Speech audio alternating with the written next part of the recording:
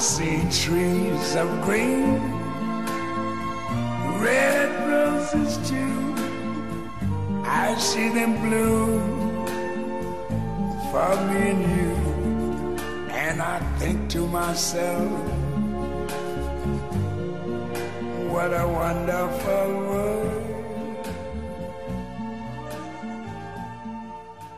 Bonjour à tous, je suis la Critique Masquée et bienvenue dans cette critique à chaud de Divine. Alors juste avant de parler du film, je vais faire la petite promo de la pièce, deux pièces de boulevard de Georges Courteligne, où il y a Batman qui joue dans mes vidéos, qui joue dedans, voilà, donc je fais la promotion. Ça se joue à Paris, au théâtre le Soum Soum, rue d'Alérac, tous les samedis du 15 octobre au 3 décembre, à 17h, voilà, donc n'hésitez pas à venir, soutenez un peu le théâtre, soutenez les petites compagnies qui essayent de vivre de leurs pièces et de leur création. Voilà, c'était mon petit laïus sur Georges Courteligne. Sinon, donc Divine, alors Divine, écoutez, énorme film, honnêtement, formidable ce film, j'ai été cueilli dès le début, alors c'est fort, c'est vraiment un film Déjà, c'est esthétiquement magnifique. Il y a vraiment des vraies idées de mise en scène tout le temps. Je pense que je vais partir dans tous les sens dans cette critique parce qu'honnêtement, j'ai vraiment aimé et j'ai plein de trucs à dire, mais je vais pas assez bien structurer ma critique, donc accrochez-vous. Voilà, donc déjà, esthétiquement, c'est vraiment très beau. C'est très loin du film franchouillard, comme je peux critiquer par exemple sur un truc comme Victoria. Il y a vraiment plein d'idées de mise en scène, des plans magnifiques. On est proche des personnages. On a des vrais points de vue, des vrais partis pris. Il y a tout un jeu sur les portables aussi qui est hyper intéressant. C'est vraiment hyper moderne comme mise en scène. J'ai vraiment accroché. Donc ça, c'était pour ce qui est visuellement. Il y a des belles images. Cette cité est magnifiquement bien filmée malgré cette horreur. Cette cité est pourrie. Enfin, je la connais. C'est une cité qui est pas loin de Paris, qui est vraiment pourrie, la cité de Lannou, avec des tours défoncées et tout. Et ils lui ont rendu hommage à cette pourriture. Parce que honnêtement dans le film, ce côté de trash est sublimé, donc honnêtement bravo à ça pour l'image. Alors après l'histoire du film, ça fait plaisir de voir des films comme ça en France. Alors c'est marrant parce que le film de cité au final c'est un genre presque à part dans le cinéma français, et c'est probablement un des genres qui nous... Enfin en fait, qui est déjà sûrement un des plus importants des 20 dernières années, c'est presque... Les meilleurs films français de ces 20 dernières années ont souvent été des films sur la cité. Enfin, on peut citer La Haine, on peut citer Ma cité va craquer. Divine rentre totalement dans ce truc-là. L'Esquive, qui moi, j'ai pas kiffé personnellement, mais bon, je sais que ça a marqué aussi son époque.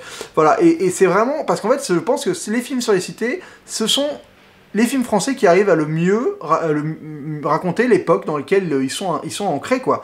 C'est parce qu'il y a vraiment...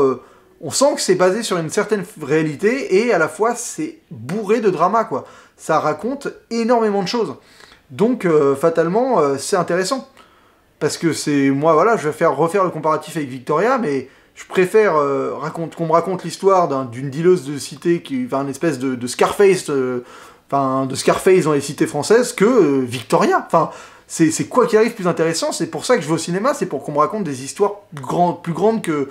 Enfin, qui me sortent de mon train-train, quoi, de ce que j'ai l'habitude de connaître. Alors, pour les gens des cités, ça se trouve, c'est leur quotidien, et ils vont kiffer aller voir Victoria, mais bizarrement, ça se passe pas trop comme ça en termes de public, mais voilà. Non, c'est un film qui parle de son époque, qui raconte, voilà, cette obsession de l'argent, cette espèce le fait de n'avoir aucune destination autre que vouloir se faire du blé, d'avoir ce problème-là, cette espèce de zone de non-droit que peuvent être les cités, ça raconte mais énormément de choses, et ce que je trouve hyper intéressant, c'est la manière dont ça répond à la haine, à travers une scène particulière.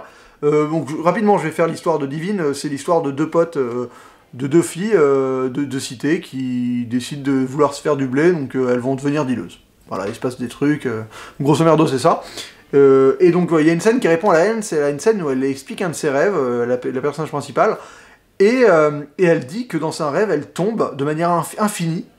Et donc c'est une chute qui s'arrête jamais, et à un moment elle se met à cramer pendant sa chute, et donc elle est dans une espèce de douleur infinie durant cette chute infinie. Et j'ai adoré ce passage, parce que pour moi c'est énorme de réussir à répondre à un film comme La Haine, parce que La Haine, il y avait cette espèce de côté qui revenait tout le temps, avec le côté... l'important c'est pas la chute, c'est l'atterrissage, donc c'est un mec qui tombe d'une tour en se disant pour le moment tout va bien, Et en fait, le problème, ça va être au moment où il va atterrir, c'est genre on se voile la face, et là, on voit la désillusion, on ne se voile plus la face dans les cités. On sait que c'est une chute infinie et douloureuse.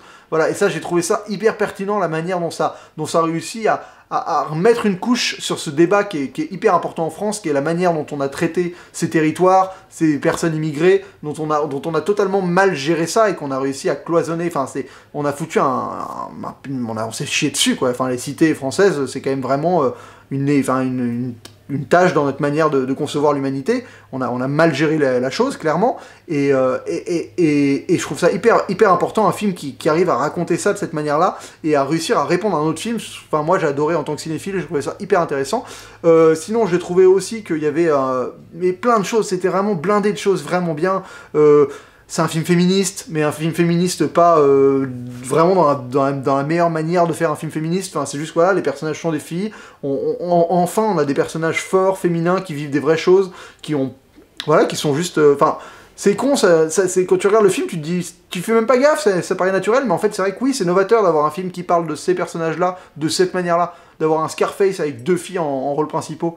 Enfin, même 3 avec la dealeuse, enfin voilà, d'avoir d'oser raconter cette histoire-là avec de mettre des filles issues de l'immigration en rôle, d'un coup tu fais, ouais, bah ça fait plaisir de voir tout ça représenté au sein du même film. Alors en plus, là, il y a une farandole de toutes les minorités qui sont représentées dans le film. Voilà, ils arrivent à vraiment montrer plein de choses, donc ça je suis content que tout ça ait sa part de représentation, et sans que ça ait l'air forcé du tout. Il y a tout un moment, j'adore la manière dont ils ont traité la relation amoureuse de l'héroïne avec un mec qui est danseur, c'est hyper graphique, les scènes sont fortes, la relation elle est il parle pas beaucoup, elle est assez taiseuse, mais ça parle en bougeant, c'est hyper, ça joue sur les corps. Lui, il a une gestuelle qui est vraiment genre presque reptilienne. Enfin, j'ai trouvé ça franchement magistral, et j'adore le fait que le film navigue dans différents genres. On passe vraiment de la comédie, parce qu'il y a des punchlines super bien écrites, c'est bien joué, les gens se marrent, enfin t'as des phrases vraiment où tu te marres, ça d'un coup tu peux pas basculer dans l'espèce de Scarface, ou avec des inspirations à la Scorsese dans les musiques, un peu voilà, enfin le rise and fall comme on dit, c'est l'espèce de truc où les gens montent et finalement ils s'écroulent, enfin les vraies tragédies quoi. Donc t'as des trucs un peu comme ça, à la Scarface, à la Casino presque, et après tu vas avoir des phases presque en mode film d'horreur, flippant, thriller, genre tout le moment où elle est avec un mec dans son appartement, où enfin, c'est filmé de manière hyper, ça assume les genres que ça utilise, et je trouve ça fait du bien quoi, dans le cinéma français, de balancer des films comme ça, qui respectent le médium cinématographique, qui racontent quelque chose sur notre société, qui sont bien joués, qui sont innovants, intéressants, enfin ça a tout, franchement ça a tout pour être un très, enfin ça a tout pour être un des meilleurs films de l'année, c'est clair. Voilà, donc honnêtement, Divine, c'est clairement mon favori pour au moins l'Oscar du meilleur espoir, le César du meilleur espoir, et le César du meilleur premier film. Enfin, moi, s'il a pas ces deux-là, je vois pas qui les mérite. Après, meilleur film, ça va se débattre un peu plus tard, mais là, je pense que ces Césars-là sont déjà attribués presque d'office à ce film. Voilà, bon, j'aime bien les Césars, même si c'est pas si important que ça, j'aime bien. Voilà, bah écoutez, ce sera tout pour Divine, j'ai vraiment adoré, et donc je vais lui donner la note de 4 masques sur 5, parce qu'honnêtement, j'aurais pu lui filer plus. Je sais pas pourquoi, au final, non, ouais, vous savez quoi, vu que j'ai filé à radin 4 sur 5, je vais assumer, je vais mettre un 5 sur 5 à Divine. Honnêtement, j'ai passé un super film.